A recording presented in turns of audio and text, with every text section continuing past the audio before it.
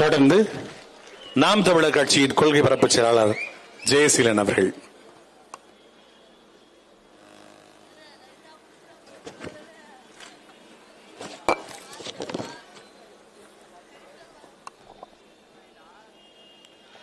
அனைவருக்கும்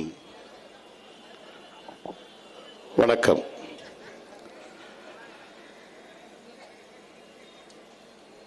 நண்பர்களே, தமிழ்நாடு அரசு பணியாளர் தேர்வு வாரியத்தில் தொடர்ச்சியாக நடைபெற்றுக் கொண்டிருக்கின்ற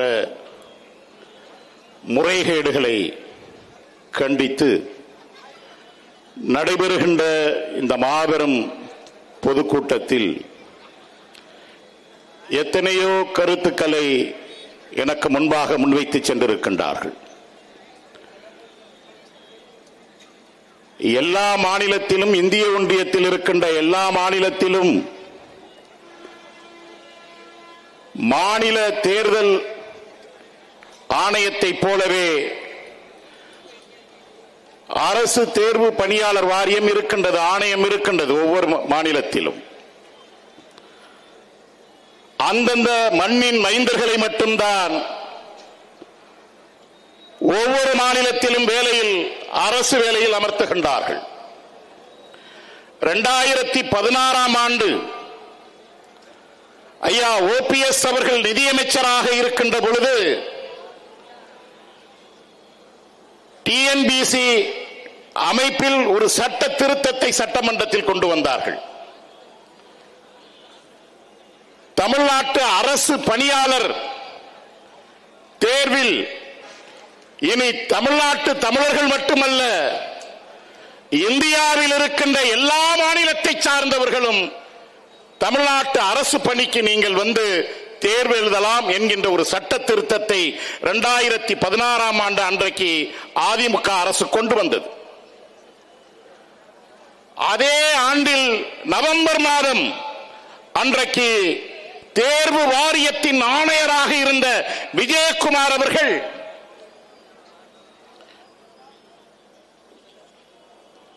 இந்தியாவில் இருக்கின்ற அனைத்து மாநிலத்தை சார்ந்தவர்களும் TNBC தேர்வில் கலந்து கொள்ளலாம், அது மட்டுமல்ல இலங்கையை சார்ந்தவர், பங்களாதேசத்தை சார்ந்தவர், பாகிஸ்தானை சார்ந்தவர், நேபாளை சார்ந்தவர், பூட்டானை சார்ந்தவர், இப்படி பக்கத்தில் இருக்கின்ற அண்டை நாடுகளை சார்ந்தவர்களும் தமிழ்நாடு அரசு நடத்துகின்ற அரசு பணியாளர் தேர்வு வாரியத்தை நீங்கள் பங்கு பெற்று தேர்வு எழுதி வெற்றி பெற்று இங்கே அரசு அதிகாரிகளாக வரலாம் என்கின்ற ஒரு சட்டத்தை அன்றைக்கு கொண்டு வந்தார்கள்.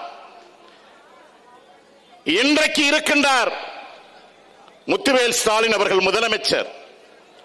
மத்திய அரசிடம் மண்டியிட மாட்டோம், தமிழ்நாட்டு உரிமையை நாங்கள் அடகு வைக்க மாட்டோம் என்று சொன்னவர் இன்றைக்கு ஒட்டுமொத்த தமிழ்நாட்டு உரிமையும் அடகு வைத்துவிட்டு சத்தமில்லாமல் இன்று வரை TNBC நடத்துகின்ற தேர்வில் இந்தியாவில் இருக்கின்ற எல்லோரும் எழுதலாம், அது மட்டுமல்ல நீங்கள் தமிழ் தெரியாவிட்டாலும் பரவாயில்லை, 2 ஆண்டுகள் கழித்து நீங்கள் தமிழை நீங்கள் கற்றுக்கொள்ளலாம் என்கின்ற சட்டத்தை அதிமுக கொண்டு வந்தது.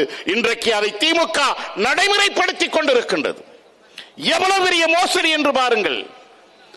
எதற்காக மொழியின் அடிப்படையில் 1956 ஆண்டு மொழிவழி மாநிலங்கள் எதற்காக பிரிக்கப்பட்டது?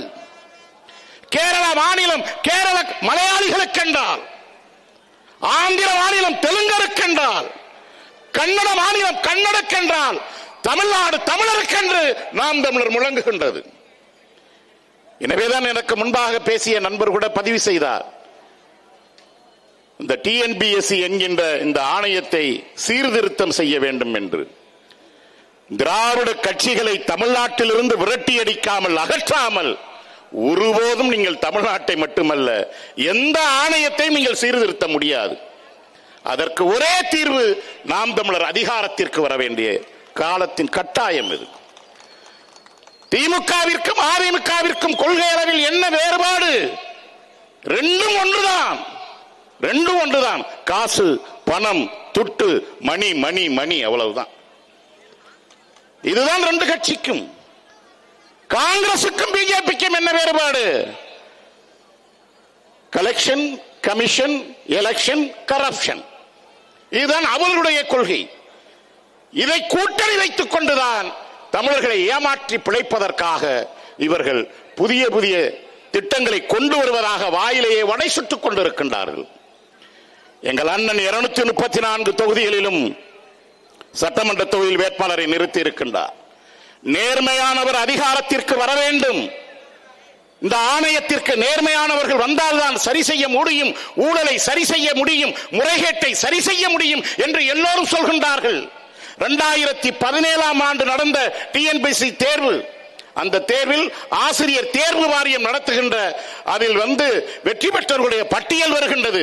அந்த பட்டியலில் வருகின்ற பெயரெல்லாம் பார்த்தா குப்தா, குருமா, சப்பாத்தி, பூரிக்கிழங்கு எல்லாம் வட இந்தியன் பேரு, எல்லாம் வட இந்தியன் பேரு.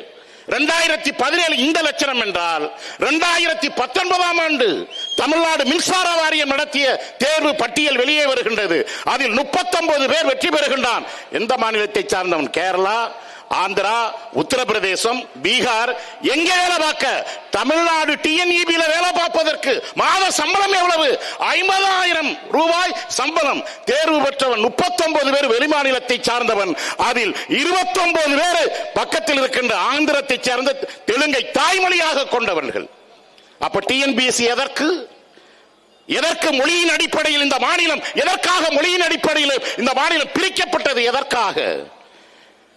நேர்மையானவர்கள் அதிகாரத்திற்கு வர வேண்டும் என்றும் பல பேர் இதில் பதிவு செய்த பொழுது அண்ணன் சகாயத்தின் நினைவுதான் எனக்கு வருகின்றது. அதோடு அந்த செய்தியை சொல்லி நான் உரையை நிறைவு செய்கின்றேன். அண்ணன் சகாயத்திடத்தில் தான் கேட்டார்கள், இப்படி தொடர்ச்சியாக உங்களை நீங்கள் நேர்மையாக பணி செய்வதற்காக மாறுதல் அடைத்துக் கொண்டே இருக்கின்றார்களே, டிரான்ஸ்பர் செய்து கொண்டே இருக்கின்றார்களே என்று சொன்ன பொழுது சொன்னார், என்னை வேண்டுமானால் டிரான்ஸ்பர் செய்யலாம், என் நேர்மையை ஒருபோதும் டிரான்ஸ்பர் பண்ண முடியாது என்று. 234 தொகுதிகளிலும் 2026 தேர்தலில் எங்கள் அண்ணன் விவசாய சின்னத்தில் சகாயங்களை நிப்பாட்டுகின்றார். ஒருவனே அல்ல, 2 பேர் அல்ல, 234 தொகுதிகளிலும் நிப்பாட்டுகின்றார். டிஎன்பிசியால் பாதிக்கப்பட்டிருக்கின்ற 20 லட்சத்திலிருந்து 1 கோடி பேர் நீங்கள் பாதிக்கப்பட்டுக் கொண்டிருக்கின்றீர்கள். 50 லட்சம் பேர் தேர்வு எழுதுவதற்கு தயாராக இருக்கின்றீர்கள்.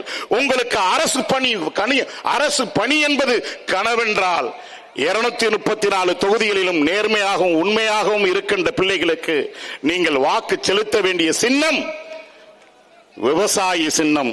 நீங்கள் யாரை முதல்வராக தேர்ந்தெடுக்க வேண்டும் என்றால் இந்த டிஎன்பிசி மட்டுமல்ல, ஒட்டுமொத்த தமிழ்நாடும் ஊழலற்ற லஞ்சமற்ற ஒழுக்கமாக இருக்க வேண்டும் என்றால் இதே இங்கே இருக்கின்ற செயின்ட் ஜார்ஜ் கோட்டையில் 2026ஆம் ஆண்டு நடக்கின்ற தேர்தலில் வெற்றி பெற்று ஒரு மனிதன் சீமானாகிய நான் என்று உறுதிமொழி ஏற்கும் பொழுது மட்டும்தான் அனைத்து பிரச்சனைக்கும் தீர்வு என்று கூறி விடைபெறுகின்றேன். நன்றி, வணக்கம். நாம் தமிழர்.